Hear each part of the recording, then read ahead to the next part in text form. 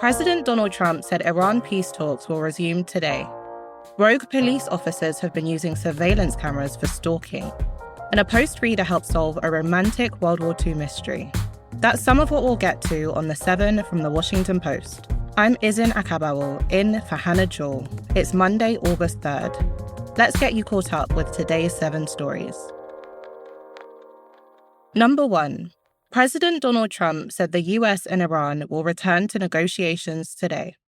Over the weekend, Trump said he cancelled planned strikes on Iran at the request of Saudi Arabia, the United Arab Emirates, and Qatar, in addition to Iran. He said they urged him to pursue talks instead. If they go ahead, the fresh round of negotiations today would mark the latest effort to end hostilities. It follows the collapse of a ceasefire and memorandum of understanding signed in mid-June. Trump spoke to reporters yesterday aboard Air Force One as he traveled back to Washington from his New Jersey golf club. We're all set to go, but when the allies ask to call it off, you got to sort of say, well, let's see. And the reason they asked is they think there's a deal. There's a deal on Hormuz, and then there will be a deal on the nuclear, or you might call it the denuclearization of Iran. I call it the denuclearization. Since the US and Israel attacked Iran on February 28th, Trump has been mired in an unpopular war with no clear end in sight. At least 18 US service members have been killed and more than 600 wounded.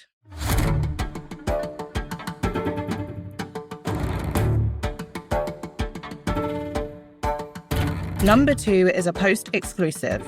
Rogue police officers have turned a vast camera network into a tool for stalking. Thousands of law enforcement agencies across the US follow cars using a network of AI roadside cameras. They're made by a technological surveillance company called Flock. The company told the Post that its more than 120,000 shoebox-sized cameras now scan the roads of more than 6,000 communities. They also record 20 billion license plate scans each month. But bad actors have used this massive camera network as a powerful weapon for intimate surveillance. Authorities have charged or accused at least 50 law enforcement officers of using license plate readers for unauthorized purposes, including to stalk women without their knowledge or consent. In 26 of these cases, police investigators and prosecutors said the officers used the technology to spy on their wives, girlfriends, exes' new partners, or women they wanted to meet. The Post reviewed thousands of pages of court documents and internal police reports and conducted interviews with 7 alleged victims. Some spoke publicly for the first time. To read their stories, find a link to this exclusive Post report in today's newsletter.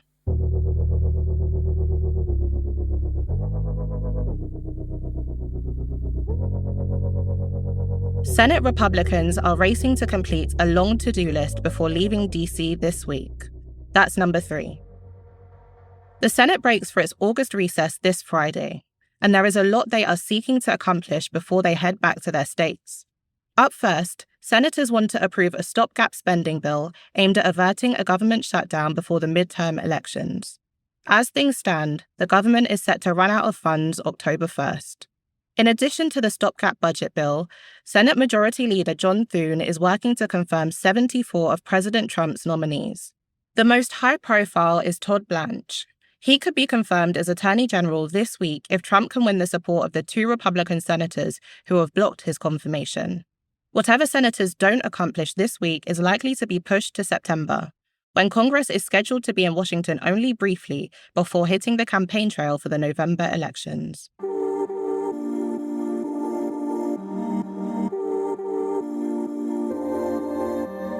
Number 4. Ukraine has a controversial new advocate inside the MAGA movement.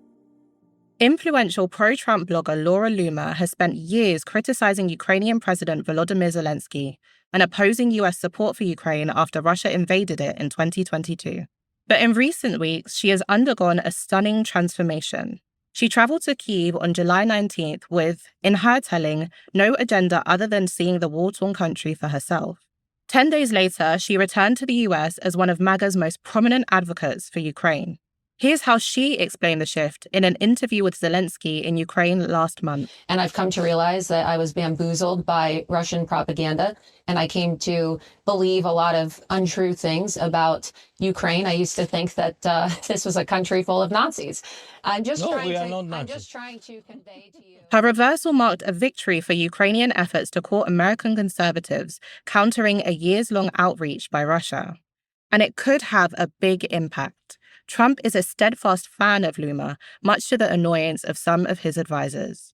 Loomer said she expects to visit the White House this month to discuss her trip to Ukraine.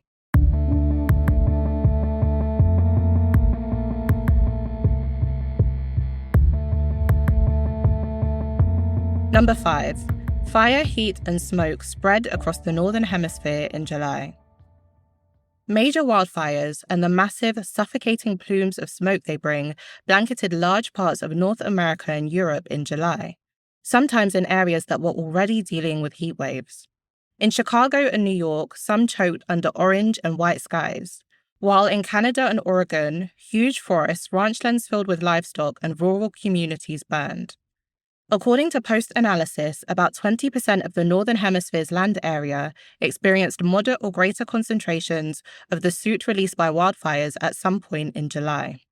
Cities like Cleveland, Denver, Detroit, Milwaukee, New York, and Philadelphia all experienced at least 4 days with moderate or higher smoke concentrations. For context, an expert told the Post that there is no safe level of exposure to wildfire smoke.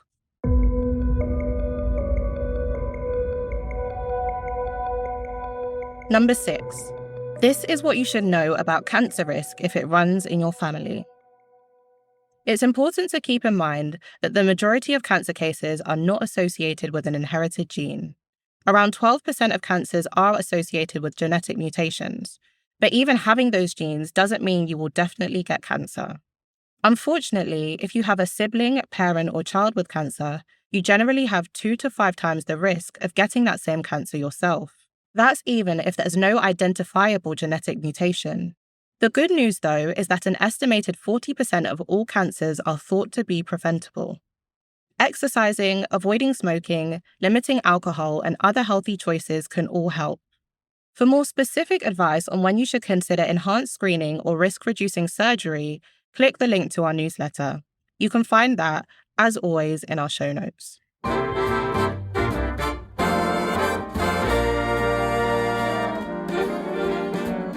And at number 7, the mystery behind passionate World War II love letters has been solved. In 2022, a cardboard box filled with hundreds of wartime letters showed up at a USO office in New York. US soldier Speedy Weber had sent them to his beloved wife, Frances. He was funny and flirty in the letters, and researchers were desperate to know what happened to the couple after the war.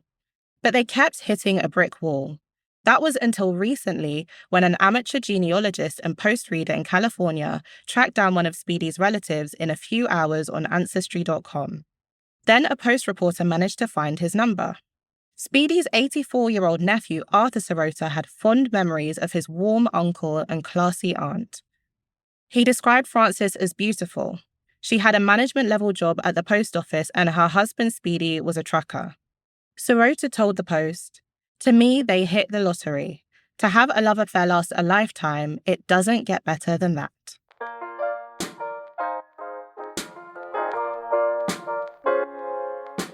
All right, you're all caught up. Today is a great day to sign up for our newsletter. You'll find all the stories we couldn't fit into the podcast, as well as maps and photos. In this edition, you also get to see just how stylish Speedy and Frances were. I'm Izin Akabawo. Hannah will meet you back here tomorrow.